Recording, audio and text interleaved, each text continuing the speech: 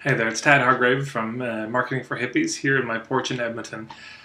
And I just released a new ebook called The Art of the Full House. And I wanted to make this video that could sort of contextualize that ebook and share some of my big thoughts around event promotion. I've been promoting events for the last 20 years and a real wide diversity of events. Some of them have been summer camps, I've done workshops, I've promoted parties, networking events, all sorts of different things.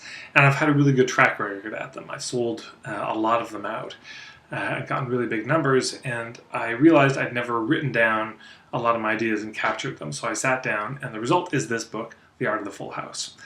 So what I want to do right now is just share some of my big picture ideas of what's most important in terms of promoting and filling events. All right, so idea number one is the law of minimalism, I call it. The law of minimalism. Do the least amount possible when you're promoting your events. This is such an important one. It's so easy to get caught up in wanting to do a million things to promote an event. And in the beginning, you might need to, but ultimately the goal is to do as little as possible to get the maximum result. There's a project that I started, which I talk about in the book, called Secret Streetcar Shows. And it's at a point now where we send out one email and these shows sell out in like 2 hours at the most. And it's actually gotten so extreme we've had to close the email list and not let anyone else on it because it just we want to reward the people who've been with us for a few years. So that's the goal. Minimum effort, maximum result. It's not like there's some template that you follow and you just do it every single time. Ideally, you do less every single time. So that's idea number one, the law of minimalism. Idea number two has to do with clarity. I can't tell you how many people want to put on workshops or events, and when they tell me what they are, it's so fuzzy and it's not clear. It's like, oh, I want to do workshops and it's just about how to succeed in life. Or I want to do workshops about how to be a healthier person. Or I want to do a workshop that's all about personal empowerment. And it's so vague. I have no sense of who it's for. I have no sense of what it's about, what the content will be. And I have no sense of how they're going to do it, what their point of view is, what their style is. It's so nebulous. It's so broad. It's so generic that there's no response. And then people will come to me with these types of events and they'll ask me, well, how do I fill it up? How do I sell this out? And in permaculture, they talk about something called a type 1 error. And a type 1 error is an error that's so fundamental, that's so woven in to the fabric of it that you can't really overcome it. It would be like putting solar panels on the north side of your house. Yeah, so the sun never reaches it. It's a type 1 error. You build your house in the bottom where all the water collects, and you're just going to get flooded constantly. You can try to fix the house, but ultimately you've got to change the whole thing. And this is what a lot of people have in terms of promoting their events. It's a type 1 error. The basic idea of the event is either too generic or it's bad. Sometimes there's just ideas that people have for workshops that's really specific, but nobody wants it. Nobody's interested in it. And so nobody responds to it. And they come to me and say, oh, well, what are the tactics? How do I promote this event? And it's like, well, first of all, forget this event. Let's do another event. So that's number one. Is it clear? Is it a good idea? That's, I guess that's number two. Number one, law of minimalism. Number two is it clear? Is it a good idea? This handles so much. If you have a really clear thing, if it's a really good idea, that will carry it. I would rather poorly promote an event that is a solid idea, a solid platform or niche or something that it's about. I'd rather do a terrible job at promoting that than try to do a really good job promoting an event that's generic and lame.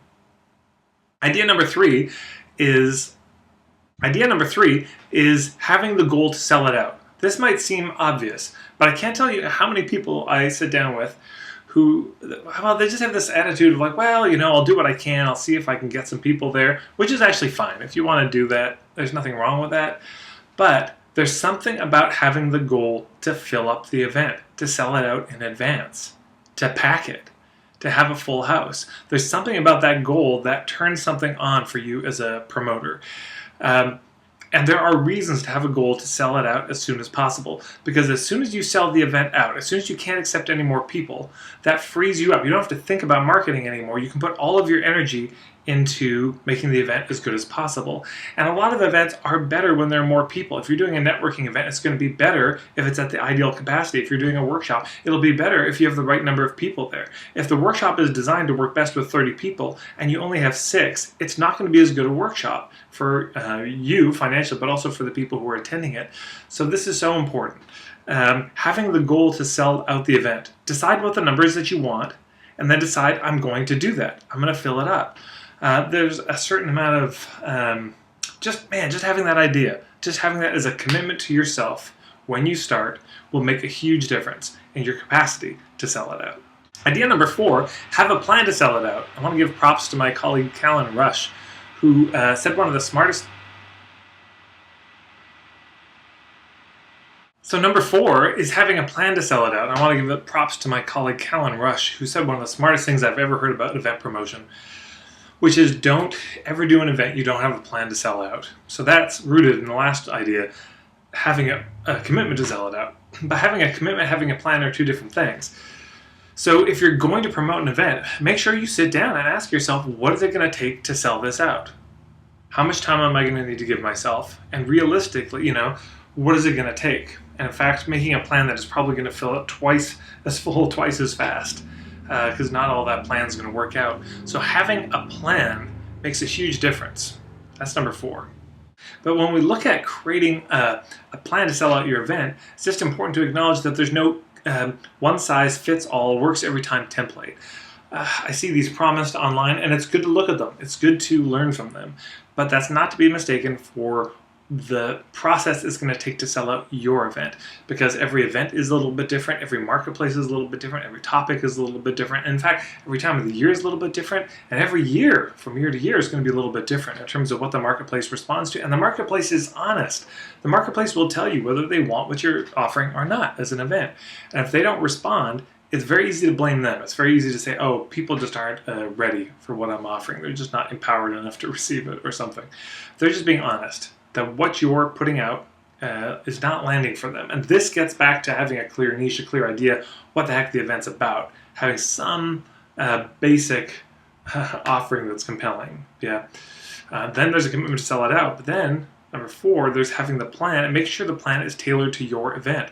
So again, you can look at these templates online. You can Google, how do you fill up events, how do you fill up workshops, event workshop templates. And there's lots of videos and articles about this, and it's really good to learn from it. But as my colleagues Jesse and Charlotte Jacobs talk about, it's a guide. It's not God. It's something to steer you. It's not something to follow every time religiously. I've seen people get into trouble or take templates that don't match their personality and try it, or the template works really well for a business marketing workshop, but not as well for maybe a relationship workshop. And they try to just take it whole hog and just drop it in, and it doesn't work. So the number 4 idea is that you do need to have a plan to sell it out. And you can learn from other plans, but ultimately you're going to have to design your own that fits your own marketplace, your topic, your personality, all of that. Idea number 5 is hustle. This is the thing I just can't teach, and I wish I could. Some people just have a certain amount of hustle to get their events filled up, and some people don't seem to. But this is critical. If you've got a good idea for a workshop and you're really committed to filling it and you've got a plan to fill it, you still need to hustle. Because even if you've got the best plan in the world, not all the plans are going to work. And something that worked last year won't work this year. Things will fall apart. And if all we're doing is we're being trapped in, a sort of step-by-step formula, and we can't get out of it, there's a good chance we won't sell our events. Event promotion really comes down to this attitude every day of looking at your event, looking at the numbers, where are they at, looking at the rest of your plan to fill it up, ask yourself, is this going to do it? What else could I do today? And having just this attitude of looking for opportunities all the time to promote your event. You might decide, hey, you know what, I need to sit down and record a video today about this event coming up, because there's been some new announcements or new things that have come up that I want to announce, and that wasn't a part of your plan, but you can throw it in. So there's this attitude of hustle. Every single day, how do I fill this up? And how do I fill it up as soon as possible? Because again, the sooner you fill up an event, the easier it is. Also, there's something to know with hustle. When you're hustling to fill it up as soon as possible, what that means is, let's say it's a month in advance and you get it to 50%, and you announce, hey everybody, it's half full. And then a week later, it's 75% full. And then, boom, from there, it tends to fill up just because there's a natural scarcity and people realize, oh, I was going to get my ticket at the door. I should get it today. So if you do that and you sell it out well in advance the first time, the next time you do that same event or a similar event and you announce tickets, people are going to buy their tickets faster because they're going to remember, oh man, last time that sold out in advance. I should get my tickets now. Because they get their tickets in advance, that means it's going to sell out faster, which means next time people get their tickets even further in advance. And eventually get to the point where, like the streetcar shows that we do in Edmonton, we send out one email and they sell out within a couple of hours. So that's the goal. We hustle in the beginning to kind of prime the pump so that people get used to the fact that these events sell out and they want to get their tickets as soon as possible. All right, idea number 6 is kind of building on idea number 4 about having a plan, but this is a commitment to developing your own systems. And this is so important because every time you do your event, you're going to learn from it. The first time you do your event, that's where you're going to learn most of it. You'll see a lot of things that go wrong. So the first event, just know a lot's going to go wrong. In terms of the promotion, in terms of leading your event, running it, there's going to be a lot of learning. The important thing is that you take all those lessons and you put them into checklists and systems. These are not systems that somebody can give you. You can start with templates from other people, but they are going to change rapidly. Because a template, that system has to work for you, by the way. Some people like the spreadsheet Gantt charts as a way to organize. Some people just like a to-do list. Some people like just to have it in their journal. Some people like to have post-it notes spread out on a calendar on the wall. And there's no right or wrong system. But we do need something that we can use every single time. And we've got to have this commitment to improving it, to every single time we do the event, reworking it, using it, seeing what worked, refining it. Because ideally, the goal is that then you could pass on the organization of that event to somebody else. Somebody else who, with very little experience, could nail it. Yeah, or at least get it 70% as well, do 70% as well as you could. Having a system that's so tight that all they would have to do is follow the steps. You know, this is where we start to get some leverage in our business. And also, it's a leadership opportunity for somebody to step in and to learn themselves how do you promote an event. So every time we do an event, this commitment to systematize, to turn it into something more repeatable and predictable. So many people don't do this. I've seen them do the same event a bunch of times, and there's no checklist for the marketing. There's no checklist for the logistical setup of it. There's no even clear schedule or itinerary of how to do the event. When you do this, you will start to feel so confident and good about your events. The stronger they get, the more you have a sense of how they run and how to promote it, you're going to stop feeling so insecure. You know, is this going to sell out? You know, will it, won't it? That's not going to be a question for you anymore. It's an incredible feeling to be planning to do an event in 3 months or 6 months and look down and realize you have a plan that is custom made for you because you've learned from some other people, sure, but you've also taken that and tried it in your own community and you see that it works. It's such a relief. It means you can relax a lot around the income because you can know, okay, well, if this event sold out, I'd make this much money.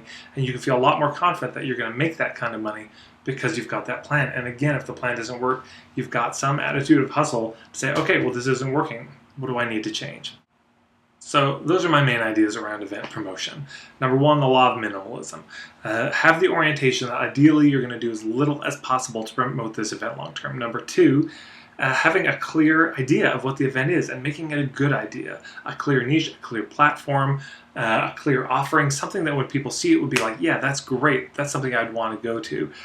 Number 3, having the goal to sell it out. Number 4, having a plan to sell it out. Number 5, hustle, just having that attitude overall of hustle. And number 6, having the commitment to keep refining that plan and tailoring it to yourself. If you do those 6 things, that's the most important thing. Whether or not you buy this ebook, and I hope you do, but whether or not you do, those are the 6 most important things. If you just have those in mind, that's going to take you a long, long way from struggling to fill your events to filling them. And if you buy this ebook and you read it and you don't have those 6 things, the ebook doesn't matter. Because the ebook is filled with a lot of thoughts. This ebook is not my collection. This isn't my my template. I wish I had one. I wish I could give you a template that would work every time. That's not what this book is. This ebook is a collection of my best thoughts and stories from filling events. It is extremely practical. It's extremely hands-on. This is all based from real life. None of this is theory for me. This is what I've done to fill the events that I've promoted and what colleagues have done. That's what it is. But it's not a step-by-step plan, because that's the thing you need to create yourself. You need to ultimately create your own plan. And I want to give you a lot of tactics and tools that you can use to do that. I want to give you a general sense of how to do it, but you're going to have to. I wish I had it. I wish there was a template. I just don't think it exists. But that's what this book is. It's a toolbox full of a lot of different tools that you can use. And there's some rough blueprints. And I think you're going to be able to figure it out, how to use the right tools at the right time. With a little bit of help from the marketplace, with some help from colleagues, you can really do this. You don't need to find some ironclad, bulletproof formula to fill up your events. If you do, you'll probably be disappointed, and you'll have to do what we're talking about here anyways. That's the bottom line. Even when people get the templates, I see so many people do that, and then they crash and burn, and they realize they're just going to have to learn from doing it anyways. So that's all. I hope this is useful. Hope to see you around. If you buy the ebook, I'd love to hear what you think about it.